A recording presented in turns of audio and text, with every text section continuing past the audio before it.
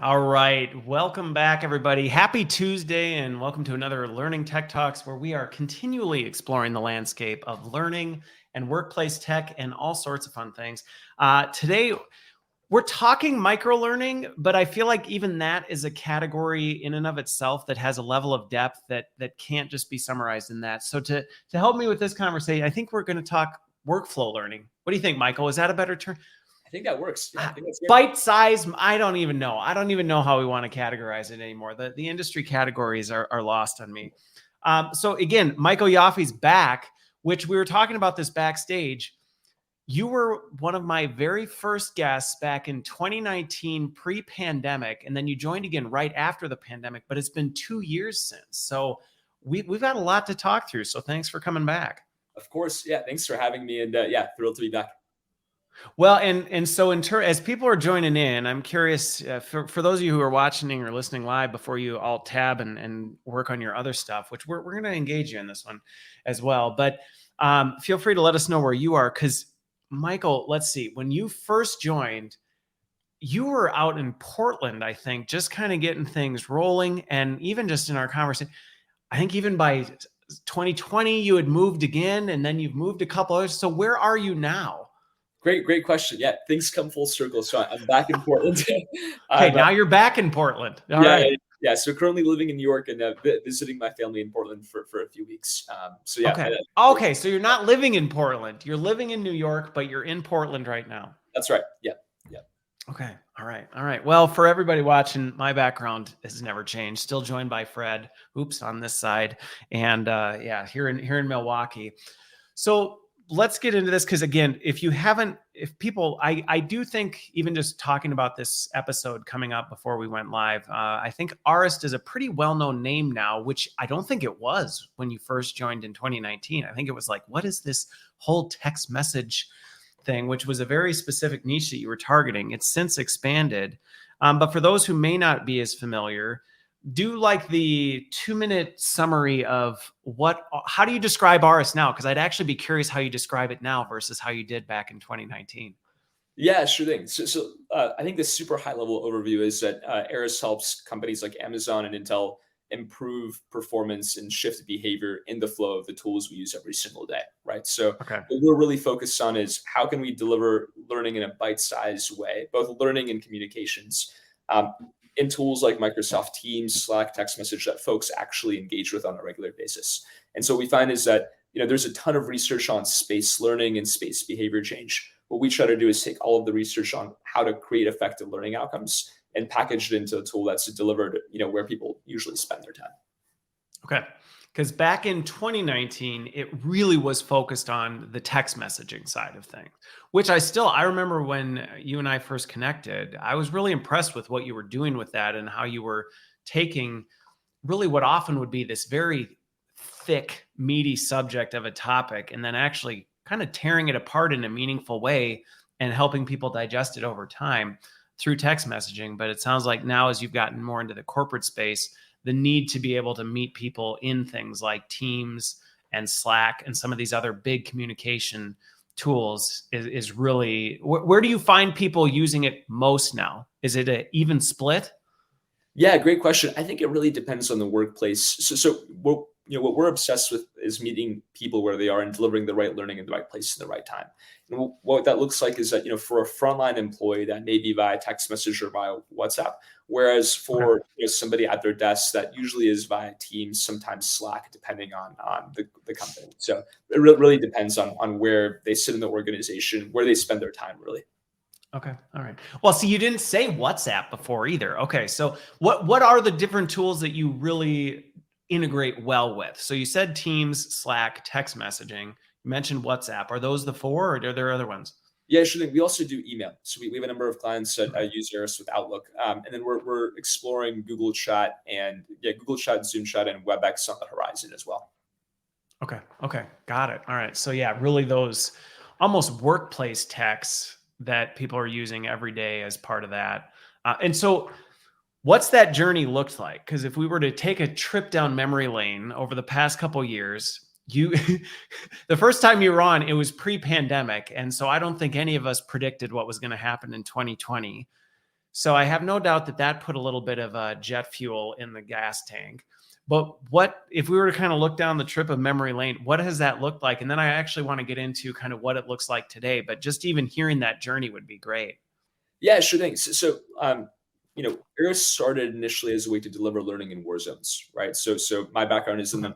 the nonprofit space, and the problem we were originally trying to solve was how can we deliver learning in the Yemeni war zone where nobody has access to the internet or access to a laptop, right? And so video courses were completely inaccessible, and text messages Yeah. were literally the only way we could deliver learning.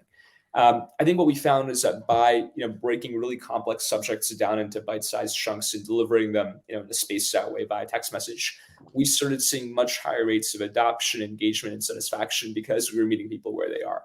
And so the initial approach was, okay, cool. Like, what else can we deliver by text message? And let's just use this one modality and really perfected the learning model with this one modality. What we then started realizing is, along with using Eris for standalone experiences, a lot of our clients now use this for reinforcement and pre and post course engagement. And so Okay. over the course of the past 2 years, we've built a ton of tools to make Eris really, really easy to use for the enterprise. So along with like Slack and Teams integration, we've launched full LMS and HRS integrations, making it easy for Eris to be, to integrate seamlessly with a company's security infrastructure as well. So we're now fully SOC 2 compliant. And I think the really gratifying thing has been that we've seen enterprises take to Eris in a way that's been pretty incredible, right? With many of our Okay. clients, Eris is now one of the most widely used learning tools they have, largely because it's so easy to both create and deliver content in a really flexible way. Okay.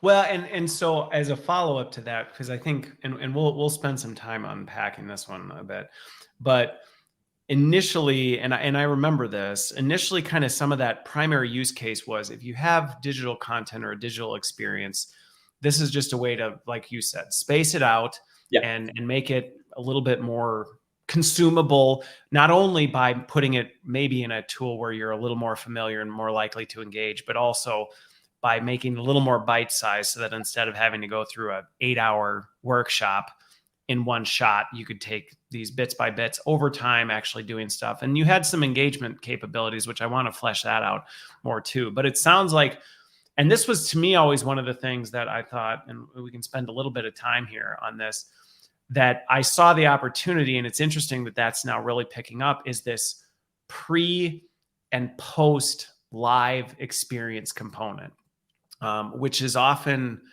one of the hardest parts for people in our field because of the fact that while in theory we'd love people to do the pre-work or actually reflect back or do something with what they learned, so often we're like, yeah, but we really have no way to get to them. So we'll send it out ahead of time and assume that nobody's going to look at it anyway, or we'll maybe just tell the manager, follow up, or we'll send them a couple things after and hope they do something, but really have limited. So I'm curious how have you really seen that accelerate?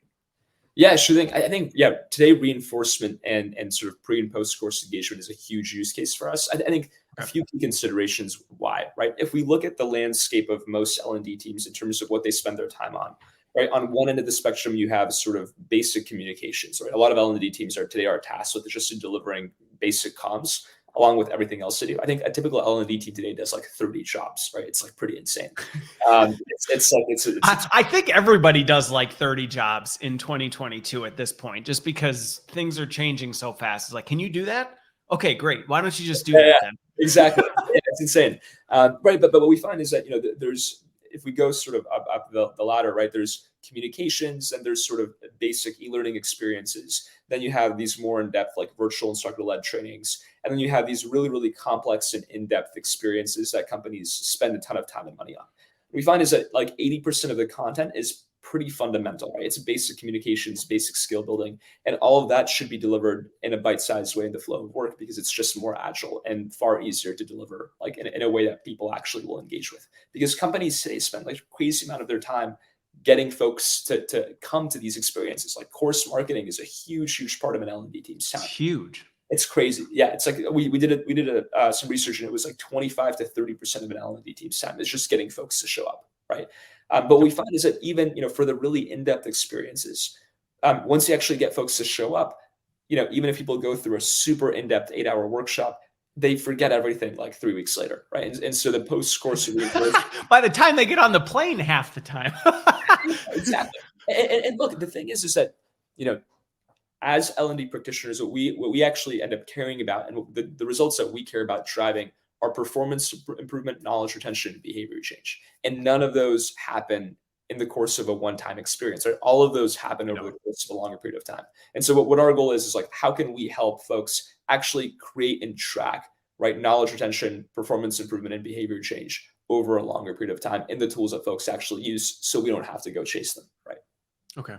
Well, and one of the things, because I said I want to spend a little bit of time on here, and I got a couple other ones for you, so don't worry, we'll fill the time, no problem. But with this one, I am really curious, and for those of you who are watching, I'm curious how other folks are doing this absent of this, because this is a real challenge, and I totally get it.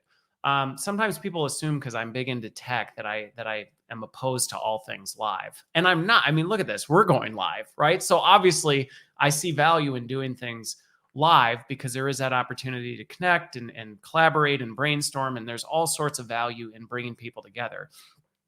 But what I'm not a fan of is when we waste that precious time on telling you things. Just because there are so many better ways to get information to people than sitting them in a room. But at the same time, I also recognize the challenge we're often faced with, which is, well, they don't pay attention. We're in the attention economy, right? And they've got 10 million things grappling for their attention. So sometimes we've had to rely on that live time to go, well, that's the only way I can actually get them out of their email, out of their work, out of their stuff to actually capture their attention. So it is a little bit of this paradigm, which is why I can see this being really helpful. But I'm curious, how are you seeing organizations make that shift? Because I think a lot of times people suggest, yeah, we know we need to do it. And then when they actually have the chance to, it's hard to let go of. Like if you're a facilitator and you're used to like, well, the way I deliver this course is just so good and I get to see the aha moments and all this, it's a lot harder to pry this stuff out of people's claws than we sometimes recognize when you get into it. And I'm curious how you've helped people through that journey, because it can kill you. Oh yeah, 100%. I think what we often recommend is two things, right? One is take a really hard look at your learning ecosystem and at the content you're delivering, and really think about, what content do we actually need to do in person, right? What content actually benefits from it being collaborative and in-depth and having that nuance in-person experience or live experience. And what we find is that really only like 10 to 20% of content fits that need, and it really should be delivered in that way. And then what you can do is you can take a look at the rest of your content and say, okay, most of this content doesn't really need to be delivered in an LMS or LXP and can be delivered in a more bite-sized way, because ultimately what we're trying to do is just get people to verify that they actually read the information, right? Or verify that they actually understood like some sort of core skill or core component. Yeah, we're trying to baseline it. We're just trying to be like, look, do you at least have some requisite knowledge of what this is, so that when we bring you together to discuss it, you're not looking at us like a deer in headlights going, I'm not sure what we're talking about. Yeah, and for us, what we recommend is that folks start small, right? You don't have to like build a ton of reinforcement or transfer all of your learning experiences into a different format, right? Like pick 1 to 2 experiences to reinforce, or 1 to 2 experiences to convert into a bite-sized format, and then just test it, right? See how it goes. And what people, one of the things that we often say is that today, learning leaders are not competing with anybody for their employees' time, but TikTok and Twitter. Right? Like that's ultimately who you're competing with. And so there's a mandate to make learning more consumerized, more friendly and engaging. And if you give learners the option to have a more like consumerized learning experience that meets them where they are, they will prefer that. And they will give you the data to indicate like, hey, okay, we should make a more meaningful investment here. Okay. All right. Well, let's talk. I'm also curious, because you brought this up, and I think this is a really important one. And I'm curious how you manage this with folks, because one of the things that where I see a conundrum for the employees is we talked backstage about the fact that a lot of times we think the stuff we're putting people through is novel and unique, when in reality, Yeah. It's not. And chances are people have had some level of exposure to it. Maybe Yeah. not super deep, but they are at least maybe familiar. And you're dealing with a wide range. Some people may know a ton. Some may be like, I've never even heard of this kind of stuff. And I do feel like that always adds a layer of complexity because, and you do live time too. You like start talking through it. Half the class is tuned out. The other half is really engaged. How do you manage that then with Arist, or even just as you think about this pre-work or post where you go, well, we want to make sure they're at a certain level, but we're not going to clockwork orange people through the experience and actually, did you read every word? Well, I don't care if you read every word. What I care about is, do you understand the basics? Yeah, sure thing. So first off is just, sort of basic branching, right? So what we can do is ask Okay. people questions and ask people quizzes and just verify like, hey, if you know this, we'll just fast Okay, forward. so you have some adaptability built into it, even by default, to be able to change the experience based on what they already know. Yeah, and we're adding more adaptability features over the course of the next 2 quarters as well. Because Okay. at the end of the day, we want to ensure that if somebody's learning something that it's relevant to them, and because what we're doing is breaking down the atomic unit of learning, right? Like previously, the atomic unit of learning was like an hour, right? Like an hour long video. Our goal is to break it down into like the smallest possible knowledge block, right? That we can Okay. reasonably deliver content in, and so we Get can say down to the neutrons and electrons. exactly. Yeah. And we can say, okay, cool. If you understand this, then you don't need to learn like these 4 other like neutrons and electrons. We can just fast forward you to like this thing over here. So yeah, Okay. I think that's from a technology point of view, it's super doable. It's just a matter of folks intelligently using it, right? Okay. Okay. Well, and then from that, I have to imagine, and this can kind of talk a little bit about some of the functionality as well.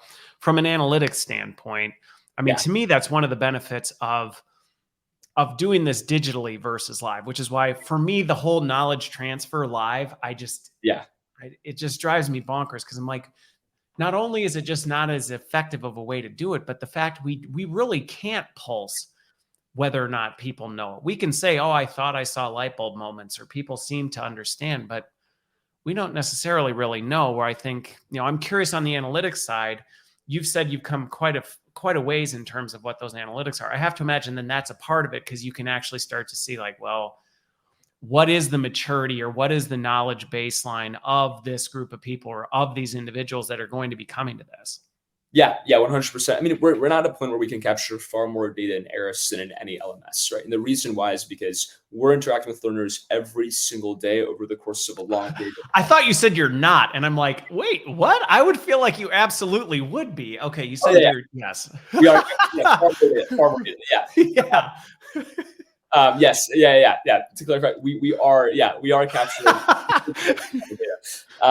It's like you And, said not, but you're saying everything sounds to me like you are. No, yeah, yeah, okay, yeah. I got it. I think 2 interesting things that we found as a result, right? So we can capture like satisfaction, completion, engagement, etc. The 2 things that get really fascinating are we can actually zoom into specific knowledge bites and say, hey, in this data analytics course, it seems like folks are really struggling on this specific concept or case study. And so what we can do is we can just adjust that concept or case study or add a reinforcement to it to cover that specific knowledge gap, right? So we can get really granular in terms of what folks are getting and not getting.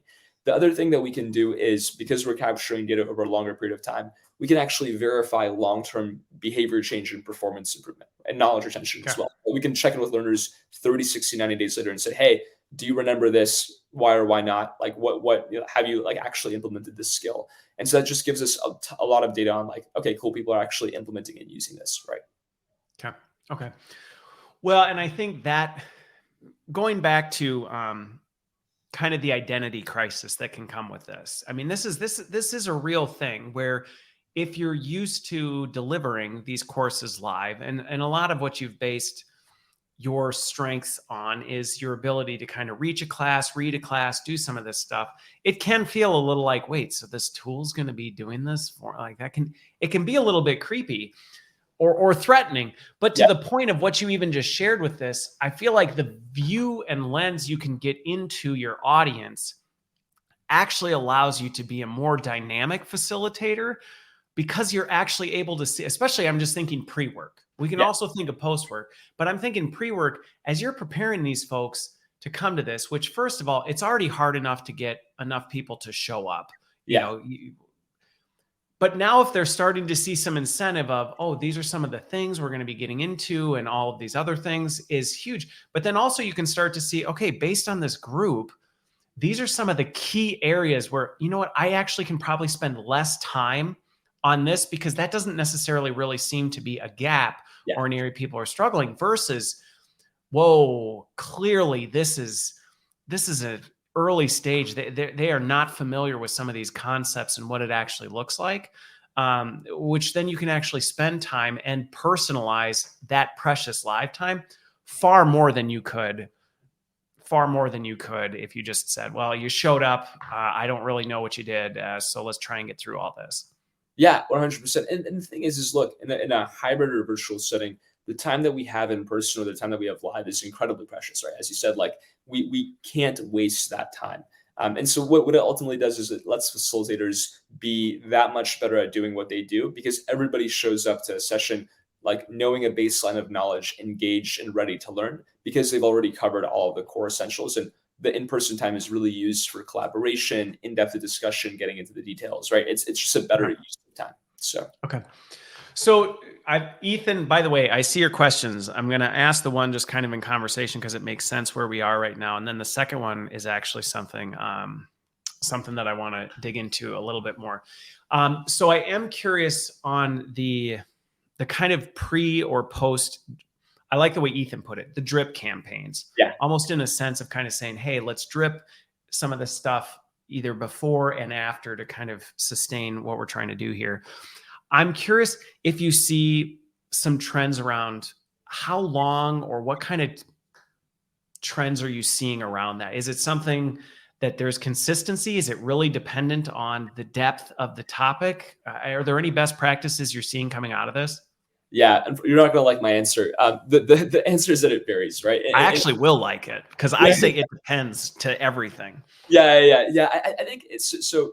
One of the things that we try to practice and that we work with our clients to practice as well is starting with the outcome and working backwards, right? I think that's oftentimes a tough thing to do, but let's say we're designing an experience on performance management, where we're training our managers on how to be better at doing performance reviews on an annual basis, right? What we ultimately want is managers to have these like maybe 7 core skills or like a strong understanding of these 7 things. And so if we're designing an experience, we want to work backwards, right? And really understand, okay, how can we build an experience to build that confidence over time? And the reality is, that might be a 10-day experience if we're doing a training on, for example, a specific DEI topic, or a 5-day experience if we're just doing a quick data analytics crash course, right? It really just depends. And the timeline also depends on how long we want people to continue engaging and practicing this skill. Like DEI, that's something that we want people thinking about every single week over the course of a very long period of time because it's a really fundamental skill and a very fundamental practice, right? Whereas data analytics is something we can maybe nudge folks, once a quarter about, right? Stuff like that. Okay. So I kind of set you up on that one on purpose because I was hoping that's where you would go because I think that is sometimes one of the things where people are looking for this universal answer. Oh, okay. So if we have sessions, how long should our pre-work be and how long should our post-work? And it's the wrong question to be asking. The right question to be asking is, what are you really trying to accomplish? How deep is the transformation? I mean, how much depth is there actually to it? Well, let that define it versus going, okay, we've got 3 weeks ahead of time. How much information can we pack into those 3 weeks? So I appreciated that's what the data is showing too, because a lot of times I'm going off of personal experience and just conversations I have, but it's always great hearing from the vendors like, well, you're the one doing this with lots of folks and what are you seeing? And it sounds like it's really back into the right solution based on what you're trying to accomplish. Yeah, 100%. Yep. Okay. So here's a question that, and Ethan, I'm going to pull this one up because I do agree with this. And this is something that I've had to battle in a number of organizations. When you start, this is where the integration of work into life can get a little bit messy when you're dealing with hourly employees and you're dealing with, okay, well, they're not officially on the clock. Are we pushing? I'm curious how you're working with organizations around that, because I've got some perspectives and things I've learned over the years, and I've made plenty of mistakes with this one too, Yeah. but I'm curious what you're seeing with it. Yes. So this is an area where we've gotten really creative, and we've been lucky to have a lot of states as clients that have very strict regulations that we've been able to sort of work with. So here's what we do very tactically. We know that employees, especially if they're hourly employees who don't have a company on mobile device, will not download an app. Right, that's just already a no-go. Right, and the qualifications for delivering learning on hourly employee personal devices are threefold. One, it needs to come during their shift time because they can't be learning outside of work hours. Two, they can't be charged for learning. Right, if we're delivering learning via via an app, they get charged for the data, right, for downloading like that app. So what we do is two things. One is all of our messages are delivered toll-free. So learners, if they're receiving content on their personal device, will never receive a charge for the message.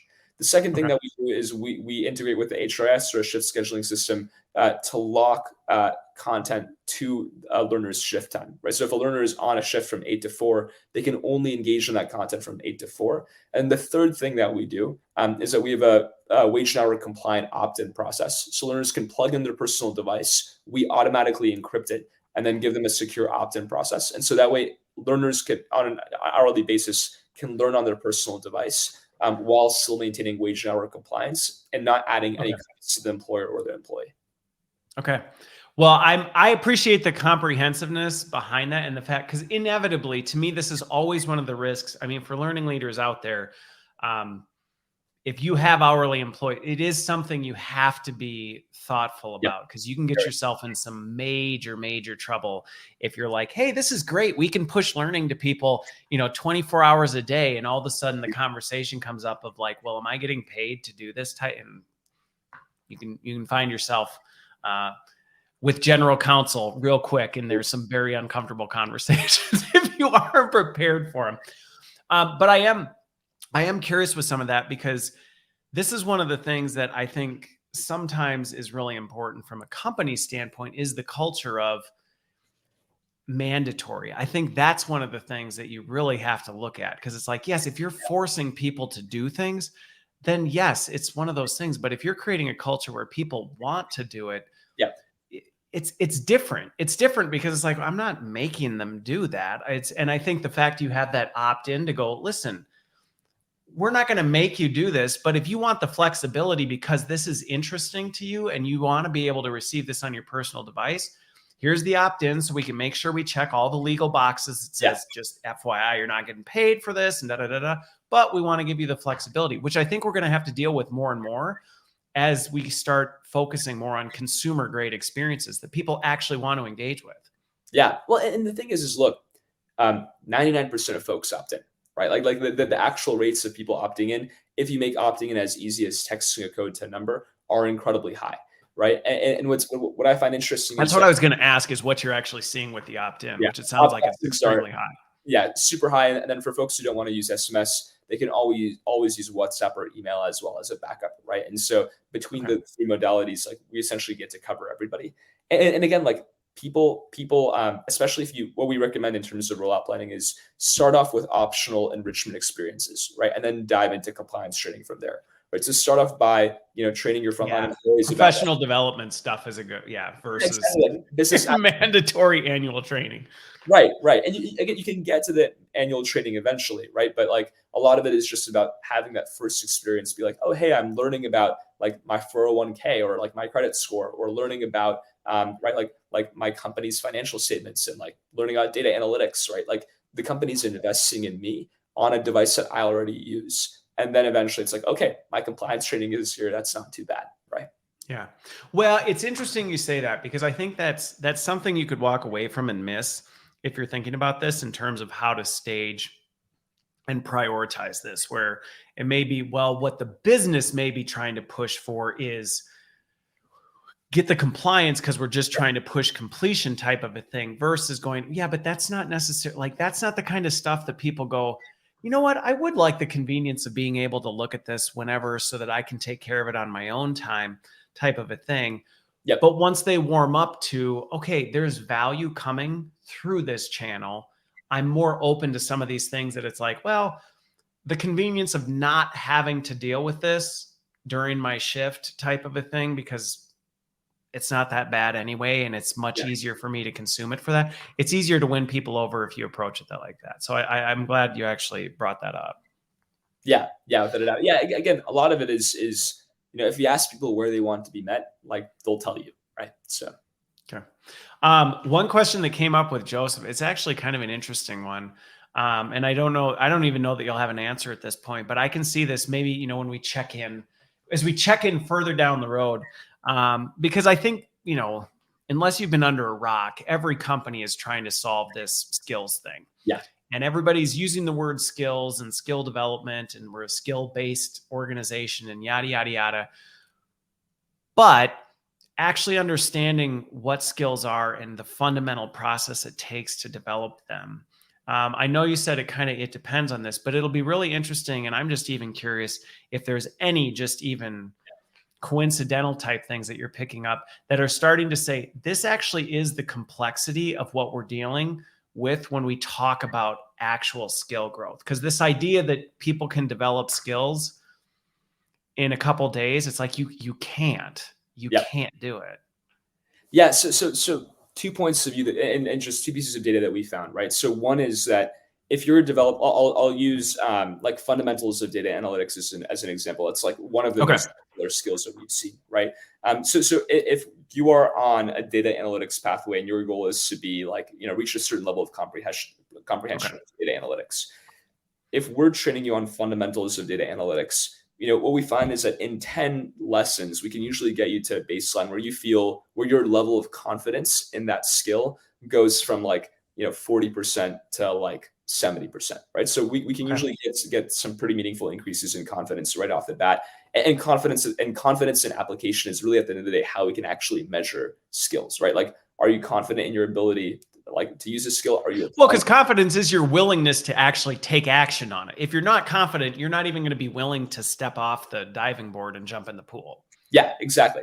But then what we find is that in terms of getting folks from like 70 to 95%, right, to full comprehension, that depending on the complexity of the skill will usually take anywhere from 2 months, sometimes to 8 months, right? Because the thing is that we need to get people in the practice of, okay, I'm going to understand a part of this skill. I'm going to go ahead and practice it in my workplace. I'm going to get feedback, reflect on it, right? And then go back. And so what Arist says is we try to facilitate, here's some knowledge, go practice it, go reflect on it and verify what you did. And then we'll send you the next lesson from there, right? And the reality is, look, a lot of these skills are like, if we look at data analytics, it's not a one and done, right? Like, you don't take a data science course and all of a sudden you're a data scientist, right? You are constantly learning. Like, you are constantly. Despite some of the trends you see on LinkedIn with people updating their credentials after they took one Coursera course. Yeah, it's like, no, like the field is constantly evolving, constantly learning, right? Like, learning is naturally continuous. It needs to be continuous, right? Like because somebody got a master's degree in instructional design doesn't mean that they are an instructional designer, right? They're an instructional designer because they're practicing, applying content, learning, reflecting, and it's an ongoing process that really never ends, right? So that's sort of our point of view. Yeah. Okay. Well, and I mean, it sounds like it's more than just a point of view, because you're actually starting to see some of the data behind how organizations are actually growing these skills. And you can start backing into it and going, well, this isn't just my opinion. This is, we're looking at some of the best organizations in the world and the timelines they're actually putting on these. And I think that point is really important for folks in our field to consider. And I think we need our business stakeholders to come on board with that as well, because you really divided it into two meaningful categories. One is just this competence. Are you competent? We can move the trajectory relatively quickly on that. Like, are you at least baseline competent? You can have an educated conversation about the topic, maybe answer some questions and understand the fundamentals. That we can kind of get you on trajectory fairly quickly. But if it's no, you actually effectively have to be putting that knowledge into practice. Yeah. That's months. Oh, yeah. I mean, that's months and months of work, not just like, oh, I watched a 30-second thing and then, went back to my day. Exactly. And the thing is like, one of the things that we often think about is using learning as lead generation, right? What I mean by that is that in a learning ecosystem, right, you have a lot of fundamental content and you have a lot of really complex content. I think a big mistake that a lot of organizations make is they say, we're going to take somebody who doesn't know anything about data science and throw them into a data science path, right? Yeah. And what ends up happening is people drop out and the experience fails, right? Because you need to get people from 0 to 1 before you can get them from 1 to 10, right? You can't get them from 0 to 10.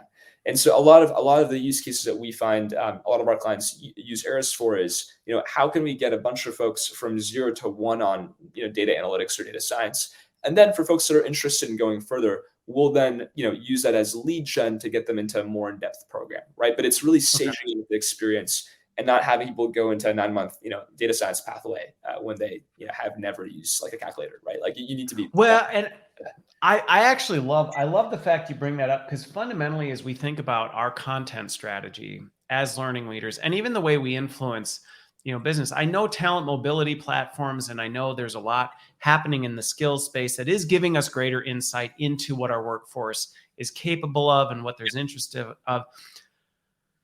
But there is still that personal touch. I mean, just as an example, I even think back to I did a ton of software engineering. I mean, skill wise, everybody said, well, you should be a software engineer. It's easy for you, but I hated it. I'm like, this is not what I want to do. So just because somebody's fundamentally capable of doing it, and even maybe very talented at it, doesn't necessarily mean, well, we as an organization should push them in that direction, because they may be very unhappy. And I like the idea of saying, what is that? Well, again, we talk a lot about the lessons we can learn from marketing, but how are we actually generating leads on who are the people that actually have interests in this? And yes, we can then augment that with our skill data to say, okay, who's actually capable? Because we want to find the people who are going to have the easiest trajectory to get there, but then who are also the ones that want to do it. And then let's put them in maybe the, in-depth platform versus enrolling them in that. And then the first class they take, they go, yeah, no, I mean, interesting, not interested type of a thing. Right. Yeah. I think like if you think about it, if you think about what the business is asking for, right? Oftentimes what the business is asking of us is not like, hey, can you develop 14 data scientists? Sometimes it is, but oftentimes what the business is asking for is, hey, can you train, like we need everybody in our financial services organization to very quickly get an understanding of blockchain, right? How can we get people to like basic competence very, very quickly? And what we're really focused on is how can we deliver sort of fundamental competence at scale, right? Because, with this, like one of the things that we really care about is how can you very, very quickly design and build like a blockchain course, push it to everybody in the organization, be like, cool, everybody now has a base level understanding of blockchain, right? Because at the end of the day, the way that the speed at which business moves, learning needs to move at that speed as well, right? Okay. Well, and I think, and you are right in that, in terms of a lot of times that is what our stakeholders are underneath the surface saying. I just think of examples where it's been like, we need people to understand the impact of technology on healthcare. Yeah. I don't need you to know how our AI algorithms are improving image quality. That's not necessarily the level of depth, but we do need you to understand how artificial intelligence is improving the way we do healthcare and all of that. And that's a competence. You're probably not going to use it every day in your job, but we at least want you to go, okay, I kind of get the fundamental impact that this is having on our business. Exactly. Yep. Yeah. 100%. So then this is going to steer us into this direction because, and we talked about this right before we went live, some of this then, and I've seen these wage in heated debates of, well, that's not training, that's communication. And sometimes I feel like maybe we don't need to have that argument. So I am curious how you're seeing organizations use this, where that is kind of what we're getting at. And going back to sometimes what stakeholders want, they're like, I don't need people to demonstrate deep skill competency in this, but I do need to know they at least understand it. And that is a baseline business requirement for us. So how are people navigating that? Yeah, great question. Yeah, I think the line is blurring a ton, right? And I think ultimately the way that we frame it internally is, our job as a platform is to deliver the right learning or information to the right individual at the right time in the right place, right? And sometimes that learning or information, right? So sometimes it's more substantive content about like the applications of AI in medicine, right? And sometimes that content is tied to a larger pathway of content and is designed to achieve some sort of performance outcome. But in some cases, people just want to send something like send a message or send a brief lesson and have people confirm that they read it. That's it, right? They just want confirmation that what was said was read. And so for us, the interesting part is that it's the same model. It's just like one lesson of that model, right? And then that fulfills the communications need. I think, look, I don't think it's a bad thing that learning teams are asked to do more communications and information delivery, because at the end of the day, it gives us greater understanding of all of the content information that the learner is receiving. And it gives us, the ability to then use that communication for lead gen into more in-depth experiences, right? I think it gives us a lot of power as L&D practitioners. But, I think from that point of view, we've just said, okay, we're going to make it really easy to both create communications and learning experiences, and folks can kind of decide what is what, and like we'll make it flexible for people, right? Because at the end of the day, it is converging, right? I think it's just kind of And you hit on a couple things, and I'll take a point of view as a practitioner on this, that I feel like sometimes this is a hill we try and die on that we need to stop trying to die on, because it's creating more problems for us than solutions. And I understand sometimes where it comes from, which is I cannot count the number of times I've been in the conversations where it's, can't we put this in the LMS and assign it to everybody and force them to do it and whatever? And I agree that that is a terrible use case for an LMS, and nothing annoys employees more than having some mandatory training show up in their inbox and they go, good grief, and I've got to go through this thing. But I think a lot of times we haven't had a better solution. And I think what you're getting at with some of this is, well, but there is a better way, and there is value in that. And actually with it comes tremendous power. Yeah. Because I can say, leaning into, in some of the best organizations I've worked with, they actually have learning and communications together, because it's one of these, well, rather than split the hairs on what's what, let's actually pair the two, because sometimes the lens that a learning professional may bring to a communication to go, well, wait a minute, is there something we actually want to ask people to do, or something we need them, to kind of do a little bit more with? That lens is actually really powerful for communications. And there's really valuable things from communications folks that go, I get you've built this really robust development experience, but people don't really even understand what that experience is. And we kind of need to build a little more robust stuff around that to help give some context to folks. But with that, I think you hit on one of the really important things. Is this is where that a lot of that power comes from, in terms of understanding the employee experience. Yeah. Because when you're involved in those conversations, you quickly realize why our workforce is so tapped out. Yeah. As you go, good grief, if I had to sit and try and read through and navigate all this information hitting me from a million different directions, I too would probably be a little bit overwhelmed. But it also, like you said, helps you realize, okay, this is where people really are in need. Yeah, 100%. And I think if you think about like where the core frustration comes from, right, for both the learner and for L&D teams, it's that the LMS is being misused, right? Like the LMS is not designed to be a communications tool, right? And what ends up happening is like people get training that really should be communications and shouldn't be delivered in the LMS.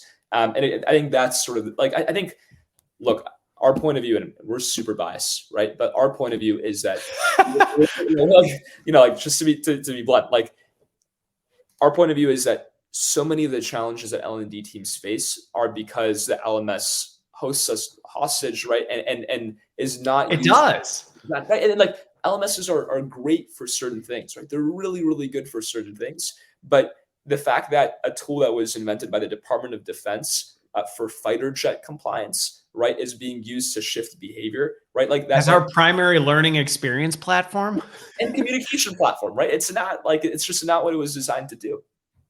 No.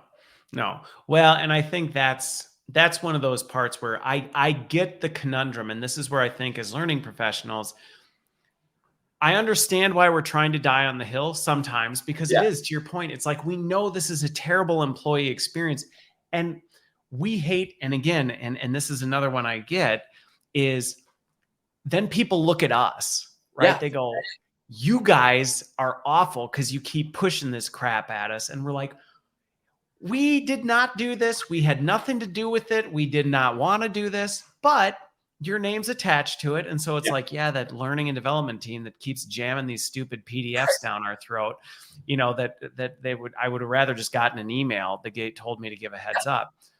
But I think we have an opportunity to lean in on this and say, well, then let's come up with a better solution, because it's a legitimate business need.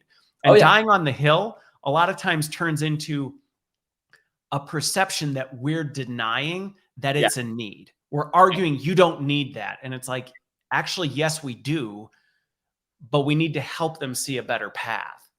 Yeah. And look, our ultimate goal is that, is to give sort of the L&D team the power to say, hey, okay, if this is communication or like more fundamental training, then put it over here, right? If this is something that needs to be in an LMS, then we'll put it in the LMS. But I think a lot of it just comes down to the tools that L&D teams have, right? Because then if an L&D team has the tools to say, okay, hey, business, we're going to put this communication in a tool that's actually designed for it, right? It just gives folks a bit more flexibility. And that way, the L&D team doesn't get the flack of delivering communication in an LMS, right? Yeah. Well, and it's interesting in the sense that I'm surprised. I mean, while I spend a lot of time in the learning HR tech space, I actually talk to, that's why I say workplace tech, because I talk to a lot of tech companies and communication tools, corporate communication tools. Honestly, they aren't always the best at addressing this actual need. They're actually really bad at it. They're terrible at it. It's like, well, we can push it out and maybe we can get like, some general how many people looked at it. And it's like, that's not what people want. They want to know, we sent a message to this target audience because we're about to roll out this initiative into this division. And we need to make sure that they know that this is coming for them. And it's like, well, we can't really tell you that. And that's when they come knocking on our door going, okay, you need to put this learning in the LMS and choke it down people's throats because we can't get the need we actually need to address. Yeah, honestly, it blows my mind, right? Like, we just launched a feature called Verified Comms, where essentially you can send a message like in Teams or in Slack, and people have to text back to verify that they got it, and it reminds them every single day, like, hey, like until they actually engage it, like, hey, like, right? And what blows my mind is that it's like fundamentally like that's kind of like what like we've been surprised that doesn't exist yet, right? I think there's a lot of these things, like, how does this not exist, right? How is a corporate communications tool just people sending an email that looks nice, right, and that tracks open rates? Like it's just a newsletter. There's no difference, right? Or creates a news feed, but right? we still don't really know how people engage with the news feed, other than we can be like, well, comment in or like it if you. And Right. it's like, well, but that doesn't tell us anything. So Yes. I think to your point, and hearing more about what you're doing in this space is actually, I'm glad we talked about this, because this is one of those things where what I've found in my career is when you have a solution to people's problems, Yeah. you have so much more credibility in the boardroom when people are going, we need to figure out how to do this. And they're frustrated. And you go, hey, what if we did it like this? And that's how you get out of this order taking mode, is when people go, here's what we need to do. And you go, I hear you, but I actually have a better alternative. Most people are actually pretty open to going, oh, I mean, that actually sounds better than what we were originally planning. But when we're just like, no, we don't do that, that's a really good way to put a big target on your back. 100%. Yeah, agreed. Okay, so you mentioned that capability. I'm also curious because we, with a little bit of the time we have left, what other kind of functionality or capability have you built in more recently, or are you looking at? Because I'm really curious to hear, looking where you've been in 3 years, from it was this kind of separate platform distinct from the ecosystem that was really focused on text messaging, to now this kind of integrated drip spaced, in the flow of the tools people are using. Like, what else are you looking at or doing now?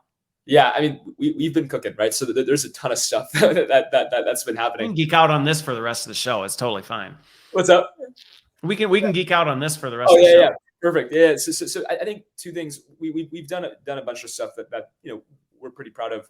I think the three things we're probably most excited about are first off, making it far easier for folks to pull content and to pull templates from their peers. Okay. right? Because at the end of the day, if somebody's already developed a career development course that works really well, there's no need for you to reinvent the wheel. And so we're enabling folks to sort of pull anonymized templates from their peers and use that content, for their own organization. And by peers, though, I want to flesh this out. We're not just talking like people within your own organization. These may be other Arist clients who've opted in and said, yes, I'm willing to share our top whatever professional development course with your library that you can then pull from. And I'm assuming customize as well. So if it's like, well, it's like 85%, you can tweak it around. Exactly. Yeah, I think what we find is that, in the learning space, there's fully custom courses that are super expensive, or there's like content in LinkedIn Learning that's kind of locked away. And our goal is to kind of meet people halfway, where we have really, really high quality courses that we know work well, that your team can customize really easily. So we've been building out that template library a ton. The two things that I'm probably most excited about that we're releasing over the course of the next quarter are, one, something we call Arist automations, right? And so what that means is that based on data in HRIS, or based on data in Salesforce, or essentially using any points of data in an organization to trigger learning experiences, right? Because what we find is that we already know the moments of need for a manager. We know that every single year they have to do performance reviews. And we know that we can, at that time, trigger a course on, hey, here's how to avoid bias in performance reviews and deliver the right learning at the right time. So a lot of it is just taking data from an organization and creating those automations internally to contextualize learning. Now, do you have, with that one, I'm just curious with that, because I think this is one of those, is that being just automatically triggered off of other systems, or do you actually have like an interface in which, and again, I know it's still coming, but is this something where you can almost, a campaign manager in some regards, where you're like, based on this event, we know these are the things that we want to hit different folks? The latter. Both? The latter. So essentially the thing that, essentially it's like a workflow builder where you can say, okay, I want, all of my frontline managers, every single time there's a new update to California's workplace harassment policy, to get this course or to get this communication, right? And essentially being able to route, because a lot of that stuff happens manually today, right? Yeah. It's very manual. Going back to this communication process, either it's manual or just doesn't happen. Yeah. I mean, think about it this way, right? Like, if for many of our clients, right, if somebody becomes a first-time manager, they have to wait sometimes like 3 months to go through a first-time manager onboarding pathway, right? So they're managing people for 3 months, right? And then 3 months later, they're like, okay, cool, welcome to your new manager onboarding, right? And so for us, like one of my favorite use cases there is, as soon as somebody becomes a new manager in Workday, we can just trigger the right content to them in Slack or Teams, right? And enroll them in a pathway automatically. So yeah, we're pretty excited about that. And then I think the last thing that we're working on is auto recommending courses in Slack or Teams based on what we know about someone's interests, right? So if we know that somebody's interested in data science, we can, on a monthly basis, recommend them more and more data science pathways or courses and sort of nudge them to engage that way, right? So kind of that mix of push and pull. Okay, so kind of combining the what you were saying, the lead gen in some regards, maturing the lead gen, where it's like, well, you're doing this kind of stuff. These are some of the other things we have that are possibly relevant, so that you can kind of see how people are maturing down that.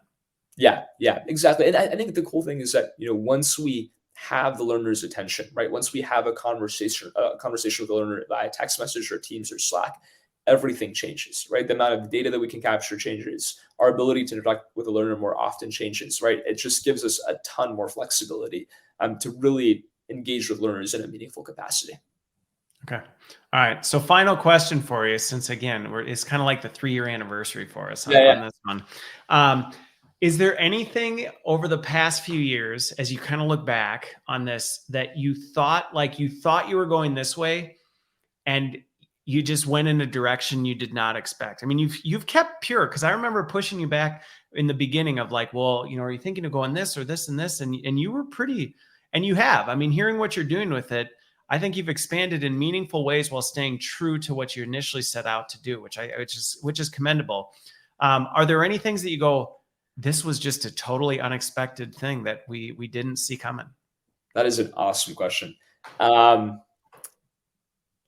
Man, what a question. I don't know if there is, to be honest. I think, look, I'm 23. I've never worked at a company other than Arist.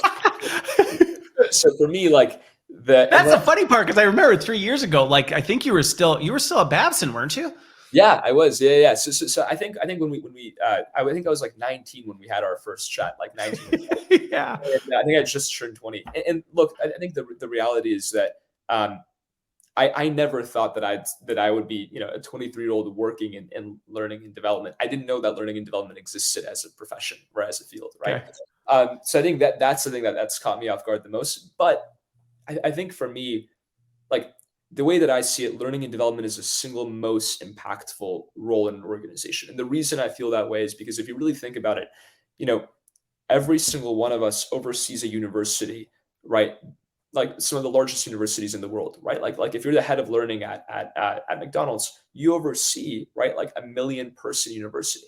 And I think that gives us tremendous power to do good, right? If we're able to truly invest in people, and if we're able to use, the resources that we have to truly create learning experiences for people who never finished high school, never finished college, I think that's incredibly, incredibly exciting. And so, for me, I think that's why, like, I truly believe that learning and development is one of the greatest, like, has one of the greatest capacities to do good in the world, because we're reaching people who oftentimes never had learning experiences that truly develop them. And we're doing it in the context of organizations that have the power to pay people better, right, to develop people, et cetera. So that's probably the most unexpected thing for me. I love the space. I think it's absolutely incredible. Yeah. No, I love that. What a great note to end on too, because I'm with you on that. I think sometimes we don't even in our field, I don't think we fully understand the potential impact we can have on an organization, which why for me it's so frustrating when I see us squander that. Yeah. When I'm like the tremendous power and influence and impact we can have on a person's life. I mean, we can literally change the course of someone's life through the work that we do in a very positive way.